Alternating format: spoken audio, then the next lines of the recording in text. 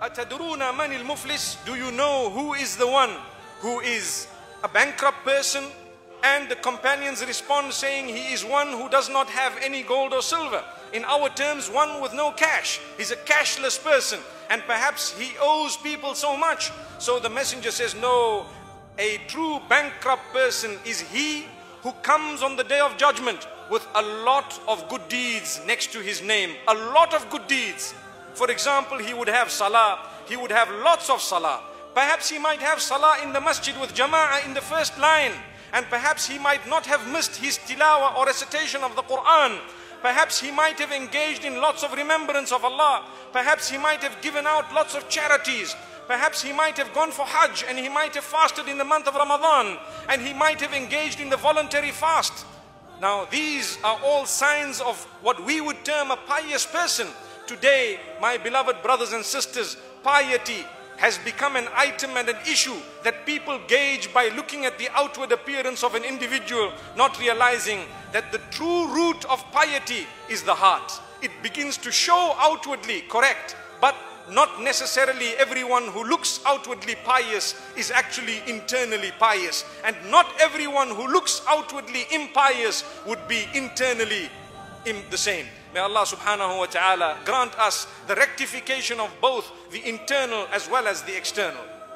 So there would be people who have come with lots of good deeds, many good deeds, but ya'ti, when he comes, he would have slandered this one, he would have backbitten this one, he would have usurped the wealth of this one, he would have wronged this one, he would have sworn the other. Shatama hadha. Shatam means one who abuses verbally the others. Today we abuse those who work for us. We abuse our colleagues. We abuse our children. We abuse our spouses. We abuse our parents verbally. How dare we do that when we are looking forward for the day we meet our Maker? How do you think it would be when we present our swear words in front of the Almighty and say, Ya Allah, when I was in the world, you gave me one chance, and here you are. Ya Allah, these are the words I used to use. A'udhu billah. May the Almighty protect us from the devil. So the devil comes to us and he makes us harm someone, backbite someone. For your information, brothers and sisters, backbiting is so dangerous that today we are living in an age of backbiting, and people do not understand the meaning of backbiting, because when you say, my brother, my sister, do not talk about this person bad because they are not here, they will tell you, but what I am saying is true. That shows the height of ignorance, because the messenger, peace be upon him, has explained very clearly that when you are speaking the truth about someone else in their absence, in a way that they would not like it if they were present, that is known as backbiting.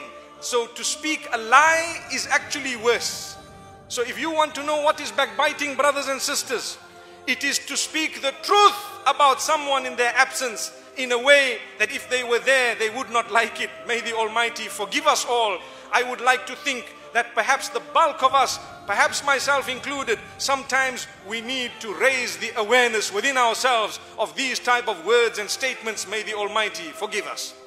And for your information, when you backbite, my brothers and sisters, immediately your salah is given away, your zakah is given away, your good deeds given away. You might be the most pious person externally, but because you have harmed someone through backbiting alone, or spreading rumor about them, or slandering. Slandering would mean al-buhtan, to create a lie about them. You would have given away your charities. And this is why it's important for us to know that the Almighty has warned us through the lips of the messenger, peace be upon him, regarding every single way that the devil comes to us in order to snatch our deeds away. Do not let your deeds be snatched. If you would hold a piece of gold, you would make sure you hold fast upon it. If you were to travel to a country where they told you, be careful of the handbag snatchers, perhaps you will make sure your handbag is well tucked in a way that nobody would snatch it. Why are our deeds exposed and we are allowing everyone to snatch our deeds in a way that on the day of judgment, when we get there, this hadith continues, it says, so this man's good deeds go to the other, and the rest of the good deeds go to all those whom he has oppressed in any way, until he is left with no good deeds. But does it stop there? The answer is no. So this pious man whom we all thought was so religious is now stripped of all, or should I say stripped of all his good deeds, because he has oppressed so many people. And then what happens? There are still a line of people who are waiting for justice because he has oppressed even more by eating their wealth, by harming them, by spreading rumor about them, by doing whatever it is in terms of usurping their rights in the world. So now the bad deeds of those who are waiting, the bad deeds of the oppressed will now go on to the record of this man who owes them because of oppression. So perhaps an adultery might go into his account. Perhaps another sin may go into his account.